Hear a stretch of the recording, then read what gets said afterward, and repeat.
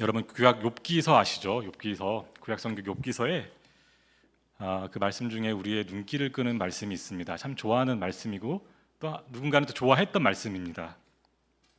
욥기서 8장 7절에 보면 이런 말씀이 있습니다. 내 시작은 미약하였으나 내 나중은 심히 창대하리라. 너무나 귀한 말씀이죠.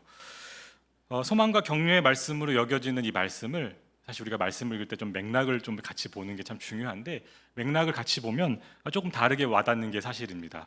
그 앞에 9절, 5절, 6절, 7절을 제가 한번 읽어드리면 내가 만일 하나님을 찾으면 전능하신 이에게 간구하고 또 청결하고 정직하면 반드시 너를 돌보시고 내 의로운 처소를 평안하게 하실 것이라. 내 시작은 미약하였으나 내 나중은 심히 창대하리라. 그러니까 이 말씀은 그 욥기의 세 친구가 있는데 그 욥기의 세 친구 중에 빌닷이 한 말입니다. 사실 이 빌닷은 하나님의 뜻을 마지막까지 제대로 알지 못했어요. 그리고 뭐 누구나 욥의 고난 앞에서 어찌 하나님의 뜻을 알 수가 있겠습니까? 그런데 그럴 때 고난받는 욥을 사실은 정죄하는 말 중에 한 말씀이 이 말씀입니다. 그래서 우리가 이 말씀의 맥락을 생각지 않고 오용할 때가 좀 많습니다. 그렇지만 그렇다고 이 말씀이 하나님 말씀이 아닌 건 아니죠. 성경 말씀에 우리에게 주셨기 때문에 이 말씀 자체는 무시할 수 없는 성경적이고 자만적인 지혜입니다. 우리가 너무나 참 잘 아는 말씀 중에도 이러한 비슷한 말씀들이 참 많거든요. 우리가 암송 즐겨하는 시편 1편에도 시편 1편 6절에 무릇 의인들의 길은 여호와께서 인정하시나 악인들의 길은 망하리로다. 정말 의인에게는 정말 한없이 감사가 되는 말씀이지만 악인들에게는 무서운 말씀을 선포하십니다.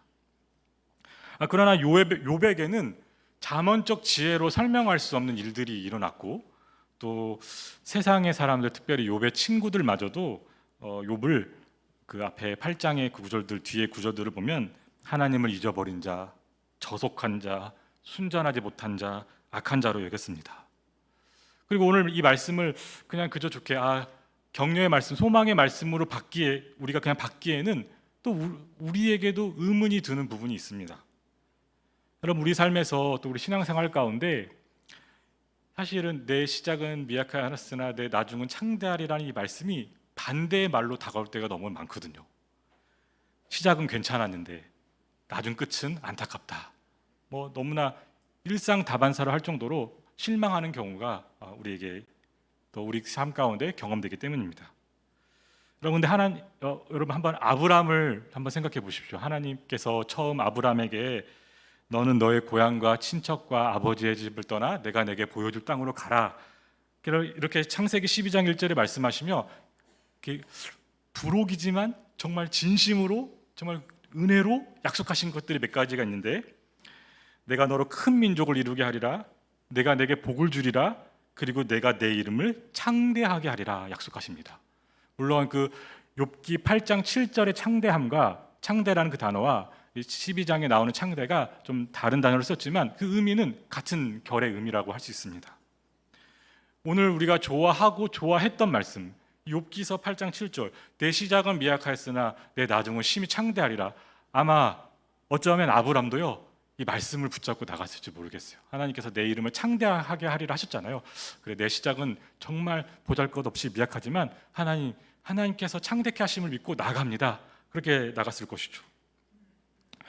제가 예전에 이렇게 말씀 너무나 잘 아는 참 우리 아브라함의 이야기이기 때문에 아브라함이 애굽에서 가나안 땅으로 나와서 지난주에 함께 말씀을 나눴던 것처럼 예배하잖아요, 하나님을. 근데 그 예배를 드리는 장면을 읽을 때면 사실은 저는 그 13장 1절에서 4절 중에 예배 드리는 장면 중에 2절이 좀 많이 눈에 들어왔었어요. 우리 13장 1절부터 4절 우리 같이 한번 또 성경 있으시면 찾으시고 자막으로 함께 읽겠습니다. 아브라함이 애굽에서 나와 그의 아내와 모든 소유와 롯과 함께 네겝으로 올라가니 아브라함에게 가축과 은과 금이 풍부하였더라. 그가 네겝에서부터 길을 떠나 베델에 이르며 베델과 아이 사이 곧 전에 장막 쳤던 곳에 이르니 그가 처음으로 제단을 쌓은 곳이라. 그가 거기서 여호와의 이름을 불렀더라. 2절의 말씀처럼 아브라함에게 가축과 은과 금이 풍부해서 그래서 아브라함의 이 예배는 하나님께 감사함으로 하나님께서 주신 것에 하나님 감사합니다라고 드린 예배였겠구나 의뢰 생각했고 말씀 묵상하면서 아마 대부분이 그렇게 여길 것입니다. 물론 그 예배 중에는 그러한 요소가 있었을 것입니다. 그런데 묵상할수록 사실 저는 아브라함을 둘러싼 척박함이 절절히 더 다가옵니다. 여러분 다시 한번 말씀을 다시 돌이켜 보십시오. 여러분, 아브라함은 지금 나이가 들었어요. 75세에 하나님께 부르시잖아요. 그 75세란 나이가 요즘의 나이로 어떻게 비교될지 모르겠어요. 왜냐하면 아브라함 175세에 소천 하나님께 부르셨기 때문에 오늘의 중년 정도 해당되는지는 모르겠지만 어쨌든 나이가 든 그때 모든 소망이 좀 끊어져 갈 때 인생의 황혼기에 하나님께서 부르십니다. 그의 아내 사레는 아기를 낳지 못하는 그야말로 불임이었습니다. 가나안 땅에 도착했더니 기근이 들었어요. 그래가지고 먹고 살려고 애굽 땅으로 겨우겨우 내려갔더니 애굽에서 또 스스로의 목숨을 부지하려다가 사실 온갖 부끄러움을 다 당하고 애굽에서 쫓겨납니다. 그럼 애굽에서 나온 게 그냥 애굽에서 그냥 나온 게 아니라 쫓겨나온 거예요. 망신스럽게. 그래서 다시 아브라함과 아브라함의 식구들이 가나안 땅으로 돌아왔을 때 그 마음이 어땠을까? 다시 한번 말씀을 묵상해 보니까 아브라함과 아브라함 가정이 하나님께 드린 그 예배는 일종의 생존 신고였다 싶습니다. 하나님, 저희 살아 돌아왔어요. 하나님, 저희 살려주셔서 감사해요. 오늘 우리가 함께 드리는 이 주일 예배가 사실 여러분 생존 신고인 거 아시죠? 네. 각자 삶의 자리에서 정말 어렵게 살아오다가 하나님 살려주셔서 감사해요. 하나님,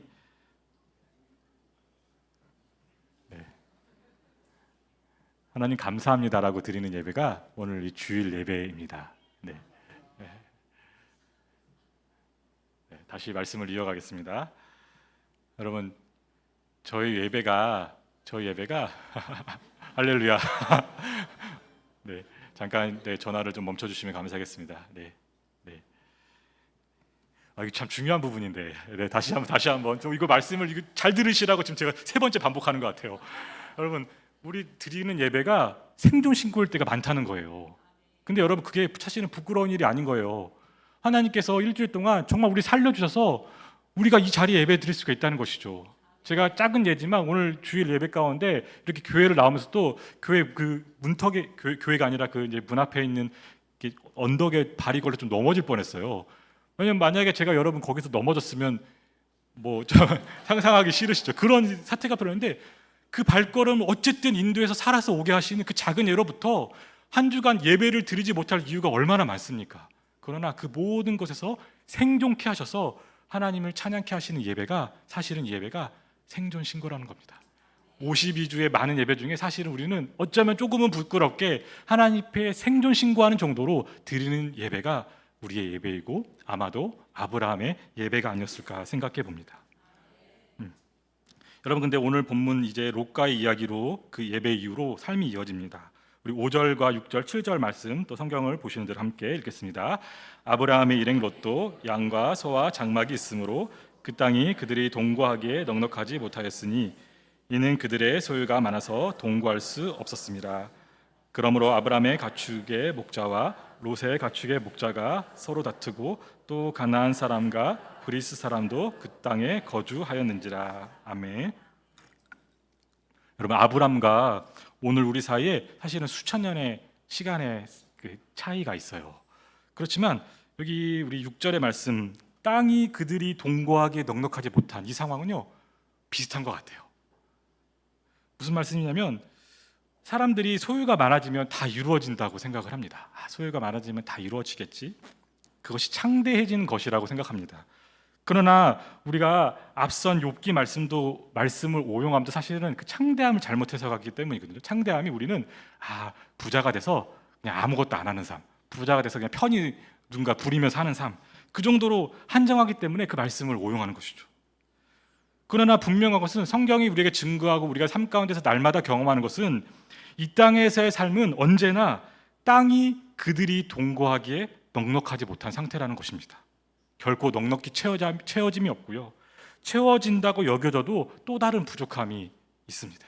생기는 것이죠. 그것이 이 땅 가운데서 그냥 현실이고 아브라함이 살았던 현실이고 오늘 우리에게 허락된 현실이라는 것입니다.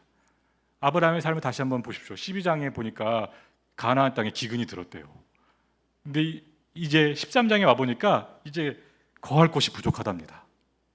결국 비슷한 일이 아브라함의 그 14, 15, 16장 계속 이어지는 모습을 우리가 보게 됩니다. 그런데 중요한 것은 오늘 13장에서는 뭔가 다른 일이 일어나고 있어요. 그것에 좀 우리가 집중해서 말씀을 좀 더 깊이 묵상해 보고자 합니다. 우리 8절부터 11절 어떠한 일이 일어났는지 또 성경을 찾아서 또 자막으로 함께 읽겠습니다. 아브라함이 롯에게 이르되 우리는 한 친족이라 나나 너나 내 목자나 내 목자나 서로 다투게 하지 말자. 내 앞에 온 땅이 있지 아니하냐. 나를 떠나가라. 내가 좌하면 나는 우하고 내가 우하면 나는 좌하리라. 이에 롯이 눈을 들어 요단 지역을 바라본즉 소알까지 온 땅에 물이 넉넉하니 여호와께서 소돔과 고모라를 멸하시기 전이었으므로 여호와의 동산 같고 애굽 땅과 같았더라.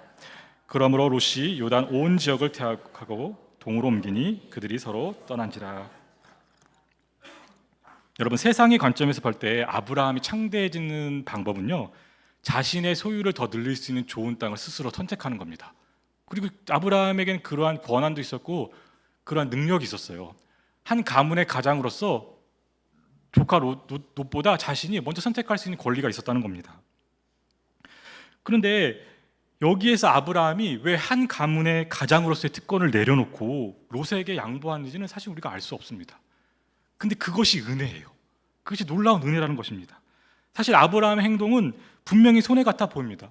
아마도 우리 천국에 가서 아브라함에게 물어보고 싶지만 아브라함이여 왜 그렇게 했습니까? 물어봤다면 아브라함도 잘 모르겠어라고 대답할지 모릅니다. 자기가 그러나 그 일을 한 거예요. 세상이 생각하는 은혜는 내가 바라는 땅을 마음대로 선택하는 것이 하나님 은혜라고 생각합니다. 내가 저 땅을 원했는데 저 땅이 나한테 주어졌네. 하나님의 은혜. 자기가 쟁취한 권력으로 원하는 대로 할 수 있는 삶이 하나님의 은혜라고 말할 것입니다. 정말 하나님 은혜이기도 합니다. 그러나 하나님의 은혜가 그것이 전부가 아니라는 것이죠. 하나님의 은혜는 지금 아브라함이 진정한 어른으로서 롯에게 땅을 선택할 수 있는 주도권을 내어주는 것으로 하나님의 은혜가 임하고 있다는 것입니다. 여러분, 일상에서 참 이런 일들이 참 많거든요. 하나님의 은혜라고밖에 고백할 수 없는 일들, 아브라함이 오늘 한 것처럼.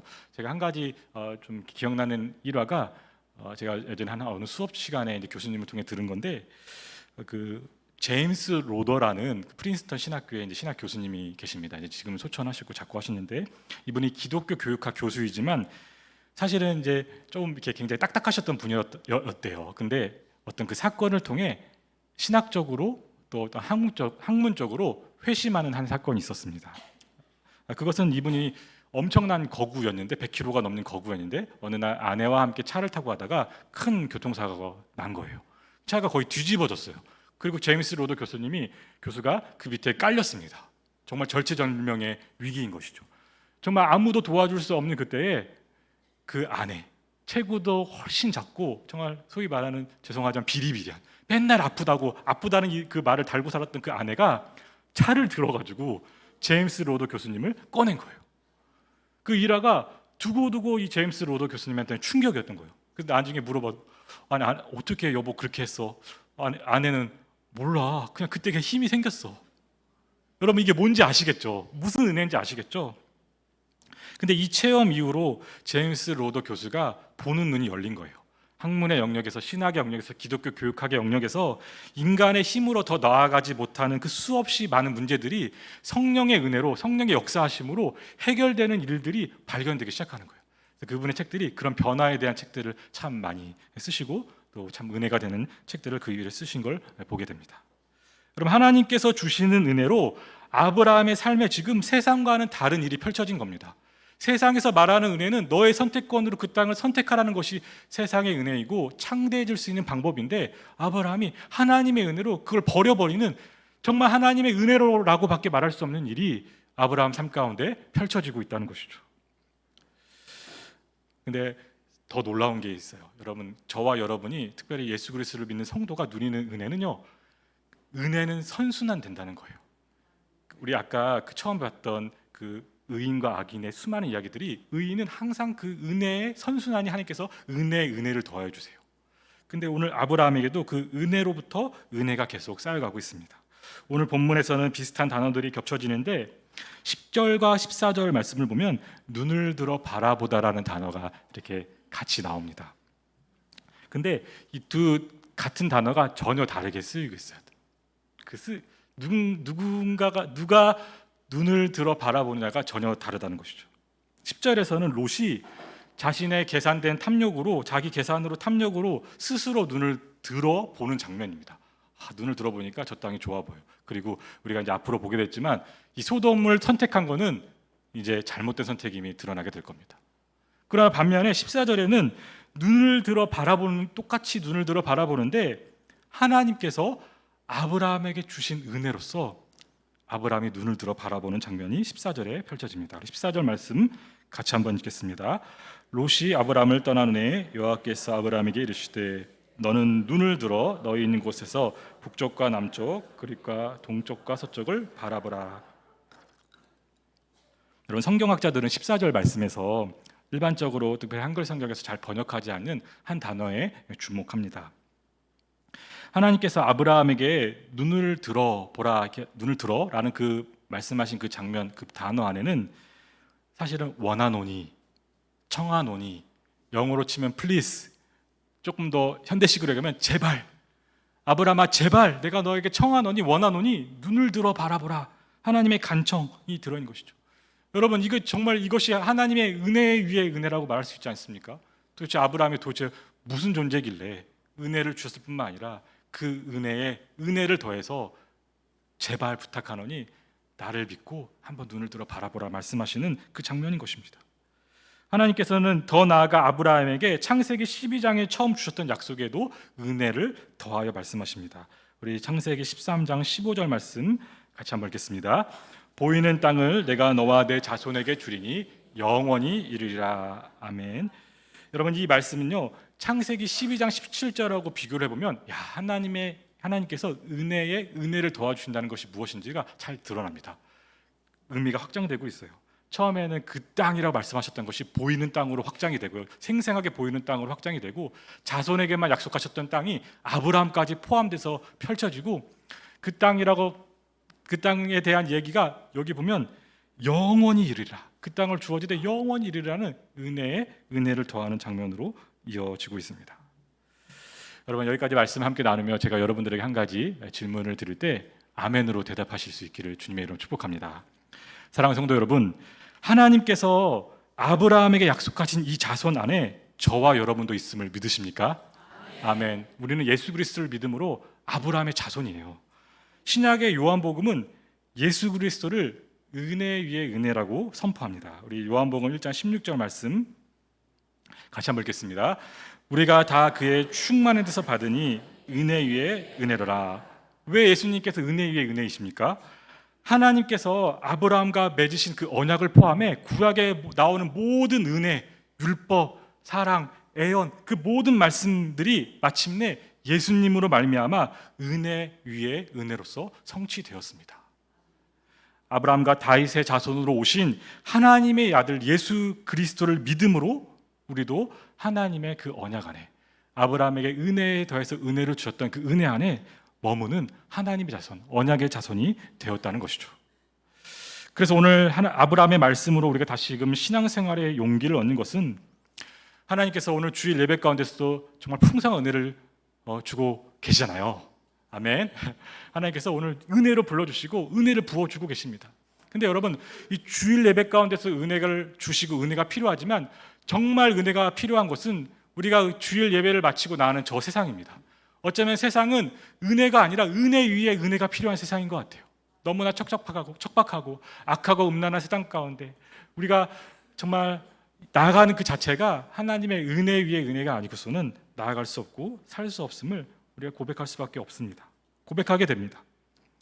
그런데 하나님께서는 이 주일 예배의 은혜를 주실 뿐만 아니라 주일 예배 이후 우리가 세상으로 나아갈 때, 세상에서 살아갈 때에도 은혜 위에 은혜를 주신다는 약속이 오늘 아브라함의 이야기를 통해서도 우리에게 약속되고 있다는 것입니다. 여러분, 이것이 성경이 말씀하는 진정한 창대함입니다. 그냥 부자가 돼서 그냥 편안히 사는 것만이 창대함이 아니라 약할 때 강함 되시고 정말 은혜 위에 은혜이신 예수님과 함께 예수님을 믿음으로 아브라함의 자손 하나님의 언약 백성 안에 있는 그것이 정말 창대함이라는 것입니다. 오늘 본문의 마지막 절은 아브라함의 예배로 이어지고 있습니다. 우리 18절 말씀 같이 한번 읽겠습니다. 이에 아브라함이 장막을 옮겨 헤브론에 있는 마므네 상수리 수풀에 이르러 거주하며 거기서 여호와를 위하여 제단을 쌓았더라. 아멘. 말씀을 마치며 또 저와 여러분에게 다시 한번 묻습니다. 무엇이 우리에게 진정한 창대함입니까? 은혜 위에 은혜이신 예수 그리스도께서 함께 하심이 성도의 진정한 창대함인 줄 믿습니다. 한 주간 이것을 우리가 삶 가운데서 고백하기 원합니다. 하나님, 세상이 말하는 창대함이, 세상이 말하는 은혜가, 세상이 말하는 부요함이 진짜 부요함이 아니라 은혜 위에 은혜이신 예수님과 함께하는 모든 삶이 비록 약할지라도 척박할지라도 그 삶이 창대함임을 믿고 고백하는 것이 우리 그리스도의 사명이자 그리스도인이 복음 전파이기도 하다는 것입니다. 우리의 간증의 제목인 것이죠. 여러분, 우리 앞에 펼쳐진 세상을 우리 혼자만의 계산과 또 노력으로 눈을 들어보면요, 분명히 잘못 볼 수밖에 없어요. 롯이 그걸 우리에게 보여주지 않습니까? 자기 계산과 자기 선택으로 바라봤을 때 잘못 봤어요. 그런데 한 주간의 삶을 눈을 들어 바라보게 하시는 하나님의 은혜로 제대로 보게 되면요, 은혜 위에 은혜이신 예수님과 통과하는 그 은혜도 계속해서 누려나가는 은혜가 펼쳐진다는 것입니다. 한 주간의 삶을 눈을 들어 바라보신 하나님의 은혜로 사시는 주님의 성도들이 되시길 주님의 이름으로 축복합니다. 은혜이신, 은혜 위에 은혜이신 예수님과 함께 통과하는 성도가 되시기를 주님의 이름으로 축복합니다. 예수 그리스도를 믿는 우리에게 이미 그 은혜가 주어졌습니다. 은혜는요, 그저 주시는 거예요. 성경에서 말하는 그 은혜는 번역조차 할 수 없을 어려울 정도로 우리가 공로가 있어서 심지어 믿음이 많아서 받는 게 은혜가 아니라 그냥 주시는 게 은혜입니다. 우리에게 그 은혜가 이미 임했어요. 예수 그리스도를 믿음으로 말미암아 그 은혜를 우리는 충만히 누리고 있습니다. 그래서 우리는 척박함과 죽음의 시간 아래 사는 것이 아니라 생명을 넘은 풍성한 생명, 그 시간 아래 은혜 위에 은혜로 살고 있는 존재인 줄 믿습니다. 이것이 하나님께서 오늘 아브라함에게 보여주시며 아브라함을 통해 우리에게 보여주시는 것입니다. 여러분, 다음 주일 예배 때 우리가 함께 모였을 때는 생존 신고의 예배를 넘어서 생존 신고 예배도 참 감사하지만 그것도 은혜이지만 예수님을 따라 우리가 세상의 척박함을 넉넉히 통과한 은혜를 또 주님 앞에 찬양으로 올려드리는 다음 주일 우리 모임 또 주일 예배가 되기를 소망합니다. 그러한 은혜가 한 주간 여러분 삶 가운데 있음을 믿습니다. 기도하겠습니다. 아버지 하나님, 은혜 위에 은혜이신 예수님만을 믿고 세상으로 나아갑니다. 하나님, 우리가 주일 예배 가운데 주님께서 주신 은혜 이후에 하나님께서 선물로 주시는 그 은혜 위에 은혜가 필요한데 우리가 비록 약할지라도 비록 척박한 길을 걸을지라도 예수님과 함께하면 우리에게 이미 은혜 위에 은혜가 있음을 믿고 다시 한번 믿음으로 선포합니다. 하나님, 한 주간의 삶을 주님의 은혜 가운데 살고 다음 주 왔을 때 그 은혜를 찬양하는 우리의 삶이 될 수 있도록 우리 삶을 인도하여 주시옵소서. 예수님의 이름으로 기도드립니다. 아멘.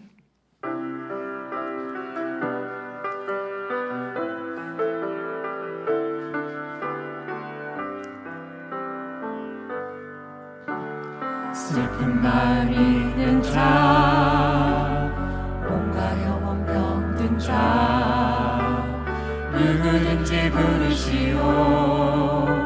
예수 이름 부르시오.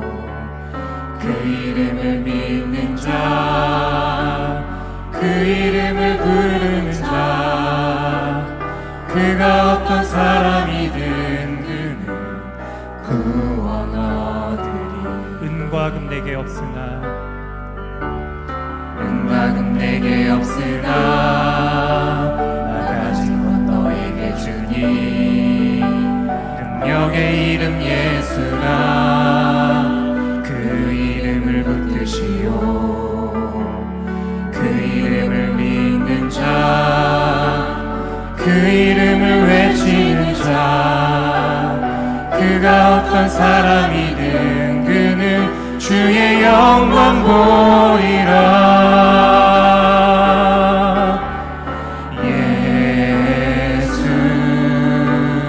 예수, 오 능력의 그 이름 예수, 나 외쳐 부르네.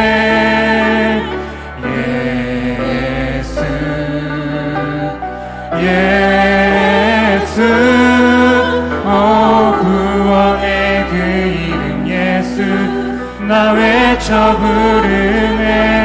다 같이 일어나셔서 예수님의 이름을 부를까요? 예수, 예수.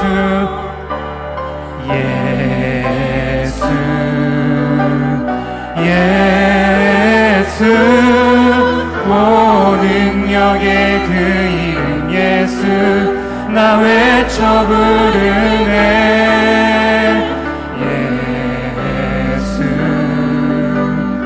예수, 오 구원의 그 이름 예수, 나 외쳐. 예수, 예수.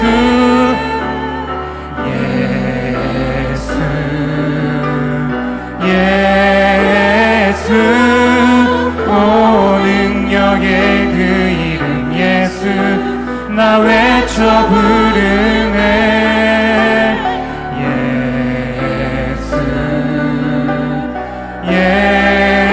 예수, 오 구원의 그 이름 예수, 나 외쳐 부르네.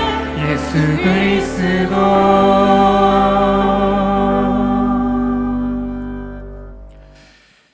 이제는 우리 주 예수 그리스도의 은혜와 아버지 하나님의 사랑과 성령님의 교제 교통하심이 은혜 위에 은혜이신 예수 그리스도를 믿음으로 말미암아 주일 예배 이후에 한 주간의 삶으로 나아가는 모든 신실한 성도들 위해 지금부터 영원히 함께 하시기를 간절히 축원하옵나이다. 아멘.